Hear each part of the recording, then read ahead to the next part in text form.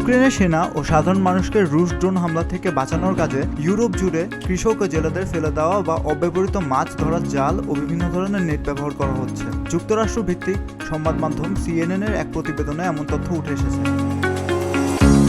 CNN জানায়, রাশিয়ার drone হামলার প্রধান লক্ষ্য ইউক্রেনীয় সেনাবাহিনীর রসদ সরবরাহের পথ ও ঘাঁটি, সামনের সারির ইউনিটগুলোকে বিচ্ছিন্ন করে দেওয়া এসব হামলার উদ্দেশ্য। তবে শুধু সামরিক স্থাপনাই নয়, হাসপাতাল ও বেসামরিক স্থাপনায়ও নিয়মিত ড্রোন হামলার ঘটনা ঘটছে। ড্রোন হামলার ঝুঁকিতে থাকা অন্যতম এলাকা দক্ষিণাঞ্চলীয় শহর খেরসন।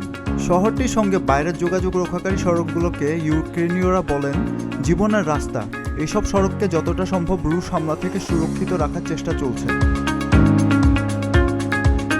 খেরসন সামরিক প্রশাসনের উপপ্রধান ওলেজেন্ডার টলকনিকভ গত নভেম্বরে CNN-কে বলেন, গড়ে প্রতি সপ্তাহে রাশিয়া আমাদের এলাকায় প্রায় 2500টি UAV ছুটছে। চলতি বছরের এইসব হামলায় খেরসন অঞ্চলে 120 জন নিহত হয়েছেন।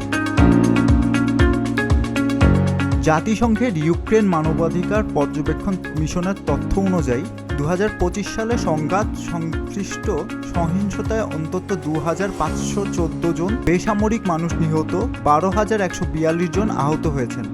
তাদের অনেকেই ছিলেন যুদ্ধের সামনের সারি থেকে অনেক দূরে। গত এক বছরে খেরসনে ক্রমই বাড়ানো হয়েছে জালের ব্যবহার। হাসপাতালের আঙ্গিনা, জেনারেটর ও বাজারের উপর টানানো হয়েছে সুরক্ষামূলক নেট। খোলা সড়কে খুঁটি বসিয়ে তৈরি করা হয়েছে জালের ছাউনি। টলকনিকভ বলেন, রাস্তা সুরক্ষিত করার কাজ চলছে। ইতিমধ্যে অনেক সড়ক জালের মাধ্যমে সুরক্ষিত করা হয়েছে। তিনি জানান, বিভিন্ন ধরনের জাল পরীক্ষা করে তাদের টেকসই হওয়ার মাত্রা যাচাই করা হয়েছে। তার দাবি, বিভিন্ন পদক্ষেপ ও সাহসী সিদ্ধান্তের ফলে এখন আমাদের সেনাবাহিনী রাশিয়ার ছোড়া ড্রোনের 80 থেকে 95% ধ্বংস করতে পারছে।